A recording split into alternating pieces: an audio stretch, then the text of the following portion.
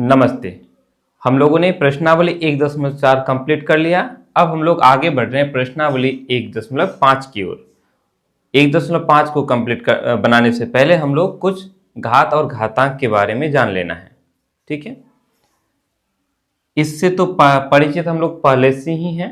Class 9 में class 8 और class 7 में घात और घातांक के बारे में जरूर पढ़े हैं। कोई भी संख्या ले लेते हैं, ठीक है, उस संख्या का जो पावर होता है उसको बोलते हैं घात। क्या बोलते हैं? घात। घातांक पावर है ना, ठीक है, पावर। और इसको बोलते हैं आधार, बेस। इतना आप सबको पता होगा, ठीक है। कुछ नियम है उसे मैं लिखा देता हूं, वैसे पता होगा। कुछ नियम है, आपको इसको याद रखना है, ठीक है, प्रैक्टिस पर हो जाएगा। जब आधार सेम हो और पावर अलग अलग हो और ये दोनों गुना में हो, a पर पावर m गुना a पर पावर n हो, तब क्या होगा? इसका जो है आधार सेम रहता है और पावर जुड़ जाता है। पावर क्या हो जाता है? जुड़ जाता है। जैसे कि आपको अगर दिया जाए 5 पर पावर 3 गुना 5 पर पावर 2 ले लो, 3 ले लो, कुछ भी ले लेंगे, तो आप क्या करोगे? चूंकि दोनों 5 ही है तो आप क्या करोगे? पावर को जोड़ दोगे। 3 और 2 कितना हो गया? 5 हो गया। यानी 3 जोड़ 2 ऐसे ना लिख करके सीधा आप लिख सकते हो 3 पर पावर 5। ऐसे ही ना लिखते हैं। सिंपल भाषा में हम लोग अगर समझना चाहें तो यहाँ कै ठो 5 है तो बोलेंगे सर 3 ठो है, यहाँ कै ठो है 2 ठो है, तो कुल मिला करके कै ठो 5 गुना हो रहा है? 5 ठो, यानी 5 का पावर 5।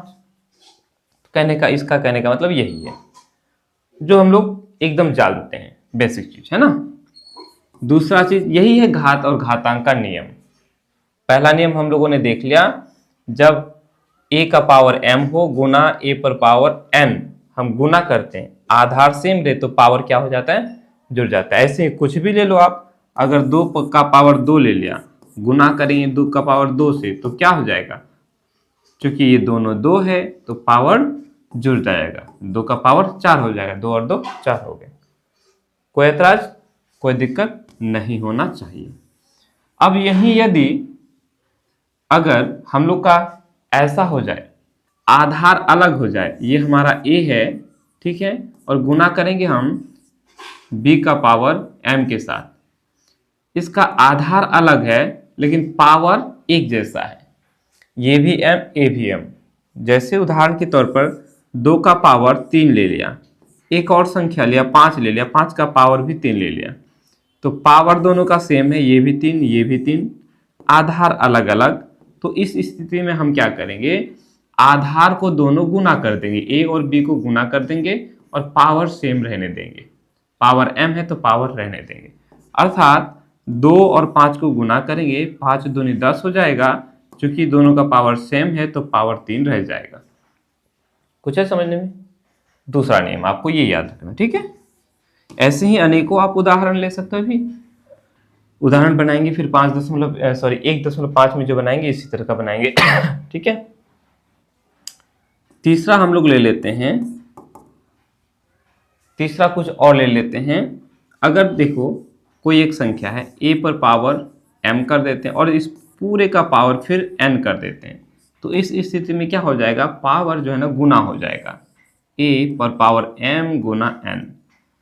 उदाहरण के तौर पर 7 का पावर हमने 2 लिया और इस पूरे का पावर कर दिया 5। 7 का पावर 2 तो है ही और इस पूरे पर फिर ऊपर से पावर लगा दिया, तो क्या हो जाएगा?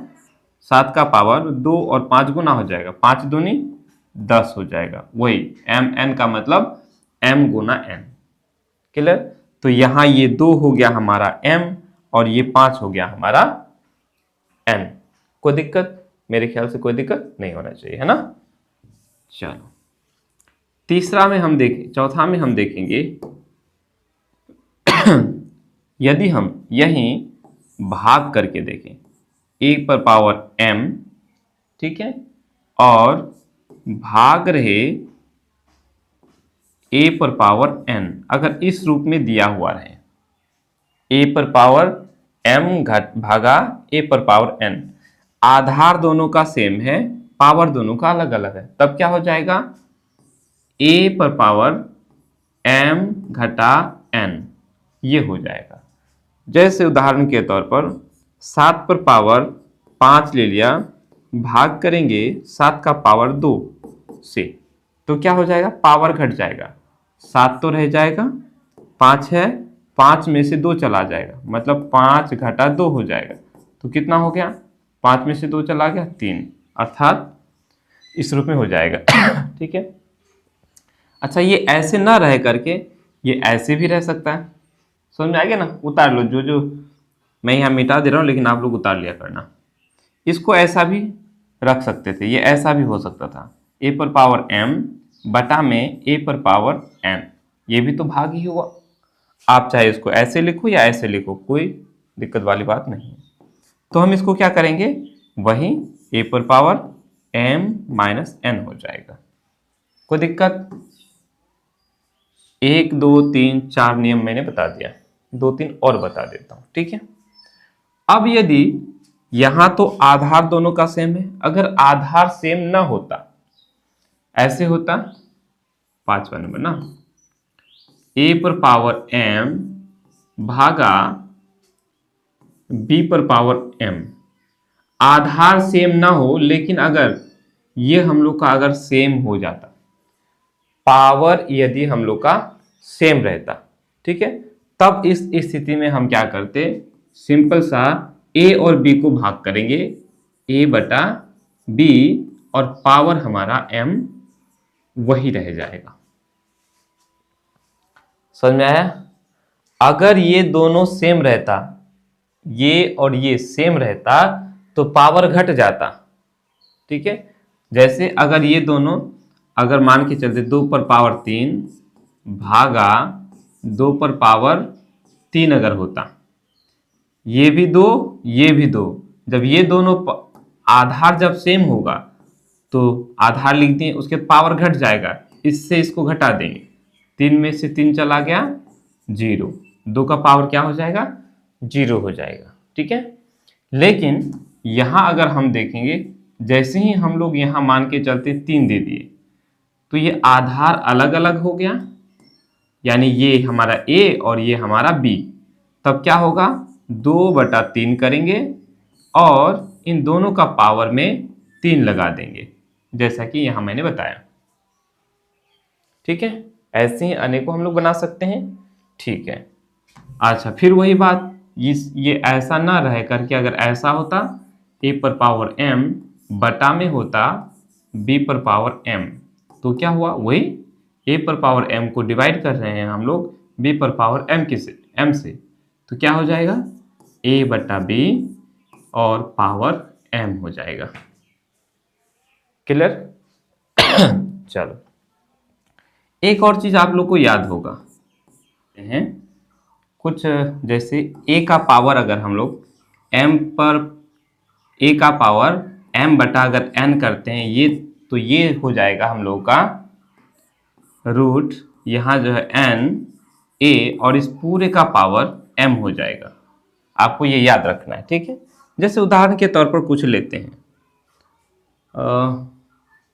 बटा वाला पावर जो है बटा वाला ले लेते हैं। जैसे हम लोग ले लेते हैं 8 का पावर 2/3 ले लिया, आएगा इस तरह से, अभी बहुत सारा प्रश्न आएगा।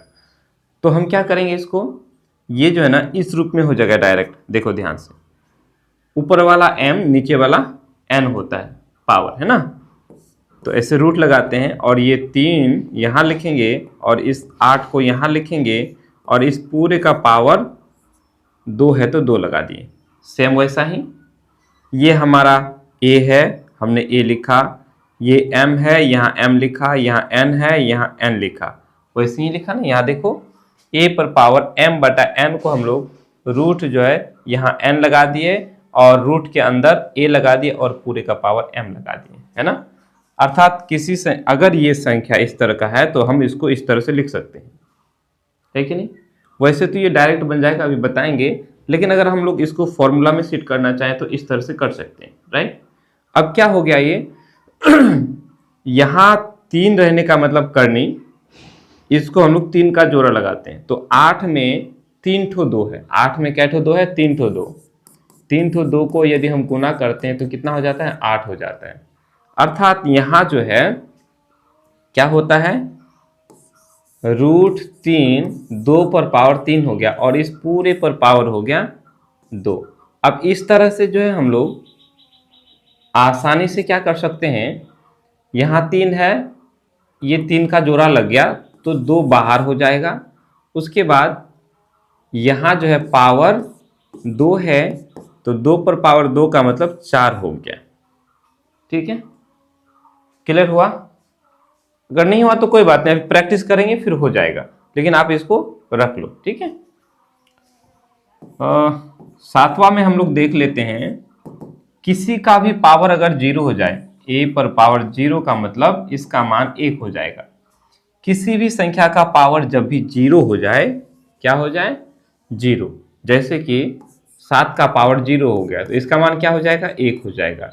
अगर 9/7 ले लिया और इस पूरे का पावर 0 हो जाए तो इस पूरे का पावर 0 है ना, पावर जब भी 0 हो जाए तो उसका मान क्या हो जाएगा? 1 हो जाएगा। उम्मीद करते हैं इतना तक समझ में आया होगा, है ना। एक और चीज ले लेते हैं, यदि पावर इनवर्स हो जाए यानी माइनस में, 8वां